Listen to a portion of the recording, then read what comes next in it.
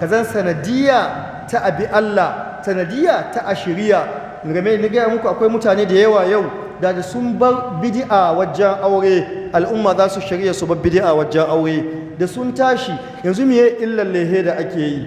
Ai babu illa mutum yawa mata ta kaya da yawa, amma illa shine kana kawo wanda bai da ƙarfi shi ma zuciya ta kare, sai ya kasance wance ta kasa yin aure, wani ya kasa yin aure don shi ma ya kasa akwati kaza. Mi zai hana wa'annan akwatin ka aje su ka bari ta zo gida ka bata? Mi zai hana wa'annan akwatin in za a kai su ɓoye babu wanda ya gani? Illa abin shine kasru qulubi dhu'afa, raunata zukatan masu rauni da ake yi, sai kasance an karya zukatansu. Don me? Domin idan babba ya fito da yin akwati 12 akwati 100, to shi ma talaka ita ma kanwata ya zo a yi mata akwati 4 rigima za a yi, shi ma wata kawarta ya zo a yi mata akwati 2 rigima za a yi, su ma mutane unguwa abu zai zama abin kunya a ce an wawanci akwati 2 ga kawarta shekara 1 suka taso, shekara 1 ka haife su, shekara 1 suka yi makaranta, amma ita an yi mata akwati kaza. Don shi ake ɓoye duk wani abu wanda yake babba ne yana da kima. Yanzu babu wanda ya isa ya ce matarka in za ka yi mata aure in ka sai akwatin miliyan 1 ka bata a ce haramun ne. A'a, abinda a illa ciki shine a kawo shi inda mutane zukatarsu za ta ka cewa Allah ya ce wa ataitum ihdahunna qintaran, ko da yankin dutsen zinari ka bata kakku anshe shi in kuka rabu, to kaga ba laifi bane ka bata da yawa. Kuma abinda Allah yi a kira jama'a a nuna musu, ya kasance cewa abubuwan sun koma ana yi ne domin fariya, ana yi domin a tare. Don shi musulunci in zai haramta abu wanda yake abin baya da kyawu sai ya haramta ma maza da mata.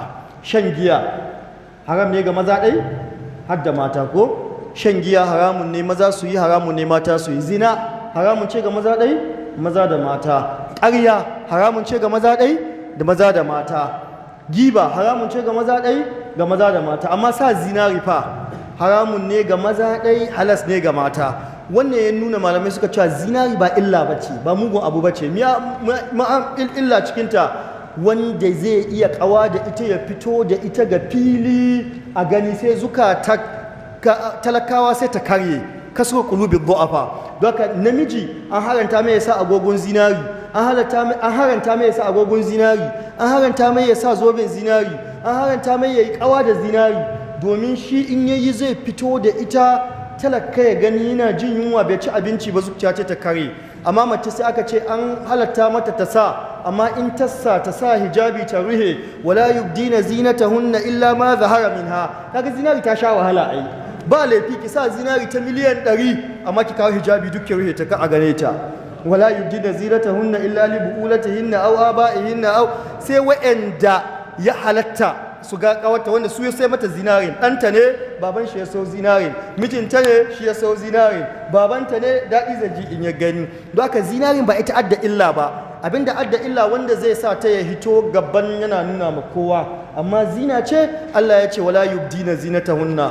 Don haka mata ma da ake zuwa wajen buki, ko da yake suna fidda abin da ya fi zinari ma, wuyan ma da suke fi suwa shi kan shi ai haramu ne, baya halatta a gani illa alwajha wal kaffaini.